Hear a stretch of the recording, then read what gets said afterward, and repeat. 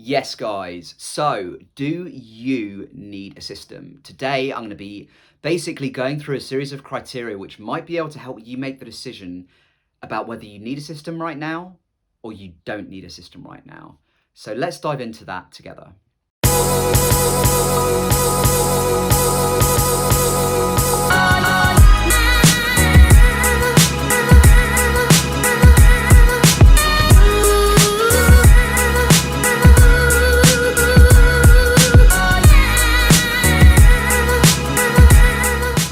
So this is a question that went around in my head for virtually years, okay? Virtually years. Do I need a system right now? There's so many other options out there. Would other options, other methods be more helpful for me right now? I think at the back of my mind, I always knew that I would need a system because I looked at my lineage, I looked at my parents, I looked at my grandparents, and I was like, yeah, Ad, you're going bald and you're going bald young, okay? And that's not going to change. So I knew eventually that I would need a hair system. But I kind of got to the point where I was like, when I first started losing my hair, it didn't really feel appropriate to get one. But as the hair loss progressed and got worse, then it started becoming abundantly clear that I would need a system. So the first question I'd like you to ask yourself is, what is the extent of my hair loss right now? How bad is my hair loss? What percentage of hair have I lost on my head so far?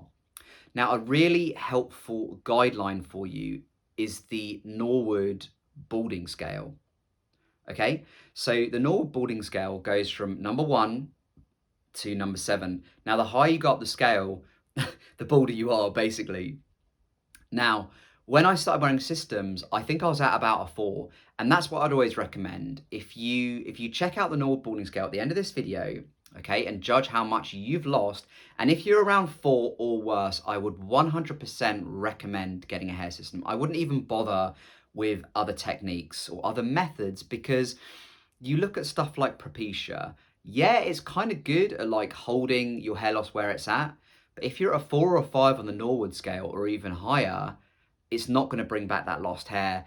And I'll be honest with you guys, neither is minoxidil. I've seen so many people use minoxidil expecting miracle results. I think they watched that episode of The Simpsons where Homer just he took minoxidil and he just had this full mane of hair the next day. I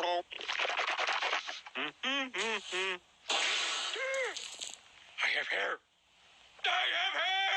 Doesn't happen, guys. It doesn't happen that way. I think even I believed it at one point when I was younger, but unfortunately that doesn't work. It's kind of good at stimulating the follicles to kind of keep what you've got, but if you've lost quite a bit already, you're not going to be getting much back. I think the second question is, are you sure that this is male pattern baldness? Are you sure that this is male pattern baldness or alopecia or trichotillomania, which is what I have? Are you sure you've got that?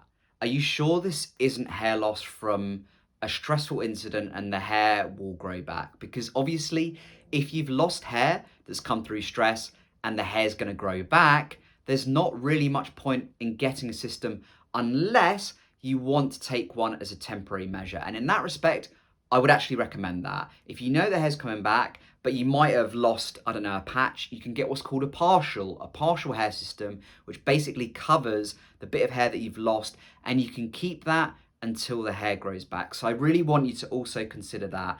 But most commonly, hair systems are worn by males who suffer from male pattern baldness, alopecia, or as I said, like me, trichotillomania. Could it be something medical that might require some medication and it'll grow back, or might require some stress relief and it'll grow back? If you're unsure, I'd recommend you go and see your GP or your primary care physician and just get yourself checked out, because I'd never want to recommend that someone get a hair system if they don't really need it. Third question, have you tried other methods with your hair loss and what have been the results? So for me, I tried minoxidil, I tried finasteride, Propecia, I tried laser therapy, I tried saw palmetto. What you'll find as well in the community is a majority of guys who wear systems now, they've gone through a number of different approaches before getting a system. If you're in the early days of hair loss very early days, very mild widow's peak, Propecia would probably do the job for you. It'd probably do a good job of holding the hair where it's at. The caveat I would add is that the side effects can be quite nasty. You can get depression, you can get a loss of libido, you can get several other problems. I think it affects some people's energy. Some people can get quite fatigued on it as well. So all of these things, again, are worth considering. At least with a hair system, you don't get side effects. With medication, you do. So that's worth considering if you are considering Propecia or minoxidil. With minoxidil, you can get a bit of a it's like sort of a itchy scalp, basically, because it's got alcohol in it. It dries out the scalp. So again, that's worth considering. But if you've got minimal hair loss, I think you might struggle a bit with the system, because basically the system goes here. You'll have hair, quite thick hair possibly, growing under it. That can really get quite uncomfortable. You'd have to remove it and rebond it quite often. Probably twice a week, I'd imagine, because you've constantly got hair growing through. Gets quite itchy, gets quite uncomfortable. The cleanup, as I'll discuss in a bit, can get quite messy, and it takes time out of your day. Question 4, if you're considering whether you need a hair system or not, is can I afford this? Hair systems aren't free, guys. They do require an investment. Okay, they probably work out cheaper longer term than a hair transplant.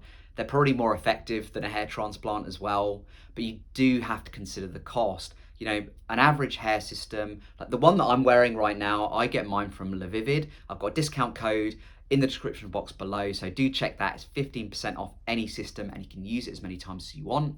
But you're looking at sort of 250, 300, 350 pounds, roughly around the $300 mark per system. And it depends on the base that you get. If you get a thicker base, it's likely to last longer. We're talking 4 to 6 months. If you get a thinner base, we're looking more at the sort of 2 to 3 sort of months. So you need to make sure that you've got money in the bank whereby you can afford an ongoing system regime where you're investing £300 every 2, 3, 4 months.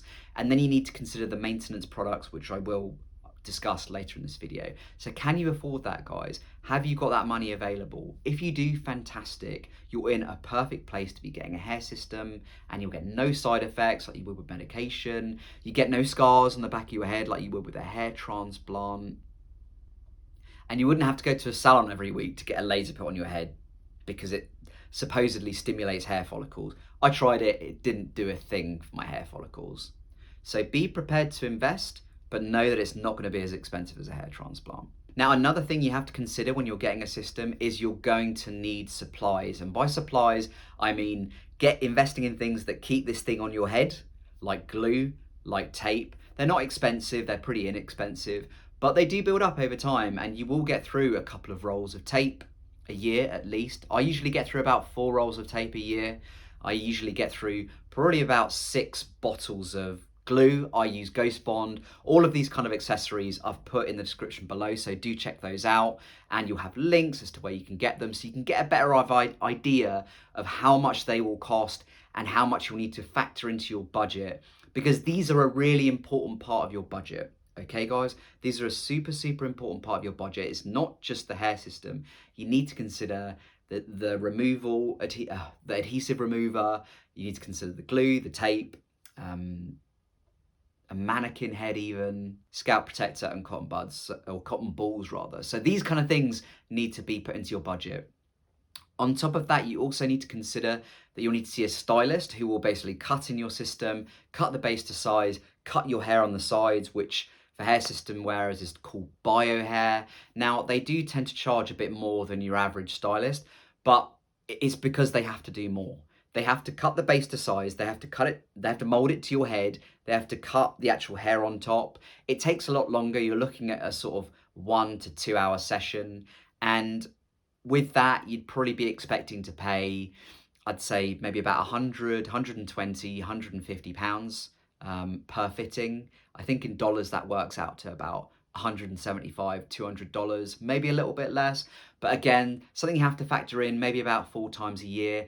In terms of just cutting your side hair in between times, I've done plenty of videos on my YouTube channel that you can check out, which basically show you sort of how to cut your own hair. It's really not that hard. It just requires a bit of practice. If you don't feel confident enough to do that, most barbers in your local area will know how to cut your side hair. You just go in and say, look, I wear a toupee or I wear a hair system. You'd be surprised by how many hairdressers and barbers know about these things. Honestly, it's like, it's not even a secret anymore. A lot of them know about it. You know, where I live, I've actually been to barbers and stylists, and they all know what these things are. They know what hair systems are. They're pretty well equipped at literally just cutting your side hair. If you want a skin fade or something like that, just make sure that they clip up the hair on the top of your head. They just make sure they keep that away from your side hair, because you don't want them cutting the system hair, because that doesn't grow back, guys. That does not grow back. As much as we want it to grow back, sometimes when we make a mistake, it doesn't grow back. Okay, and just get them to sort of trim there. It'll probably cost you about 15 quid, maybe like $20 American. So not expensive at all, but something you need to consider within your budget. And the last question here, the fifth question is, do you have time for maintenance? Now, anyone who's been watching my videos before this will know what maintenance is. I'd encourage anyone new to this video who hasn't subscribed or is new to any of my content, check out my other videos where I talk a lot about maintenance. Basically, you have to take your system off once every 1 to 2 weeks. You need to clean it. You need to shave your head, you need to clean your head, and then you rebond it by gluing it or taping it and so on and so forth. That can probably takes me about 1 to 2 hours now. In the early days, it took longer than that, but you get better with time. So do you have time for maintenance? Are you able to make time for maintenance? These are really important questions, guys, that I want you to be asking yourselves. And as always, I ask my subscribers to go DIY with this. Do as much of this as you can, because then you're less reliant on other people when something goes wrong. What do you mean by this, Adam? Well, I mean, what happens if your system isn't properly glued down, if there's a bald bit showing, if you've missed a piece or whatever, or if you need if the front comes loose and it needs re-gluing and sort of folding down again. If you don't know how to do that yourself, it's a little bit disempowering, because number one, you can't sort it out yourself. And number two, you'd probably have to pay a hair system fitter an extortionate amount of money to do something very, very simple that you could do yourself. So I do really encourage people to go DIY with their systems, because number one, it's much cheaper. And number two, it gives you the power. So think about that, guys. Think about that long and hard, okay? There's 5 really good questions there, which I want you to consider when you think, do I need a system? Now, guys, let me know in the comments below, are you thinking of getting a system yourself? Are you still kind of on the fence? Have you found this video helpful? Has it helped give you some questions that you can ask yourself, which can allow you to take those next steps on your journey? If you'd like to know some other questions that I get quite commonly that I've answered about this kind of stuff that you might find quite helpful, check out my 7 common questions that I get about hair systems. It's popping up on the screen right now. Thanks for tuning in, guys, and I'll speak to you very soon. Bye for now.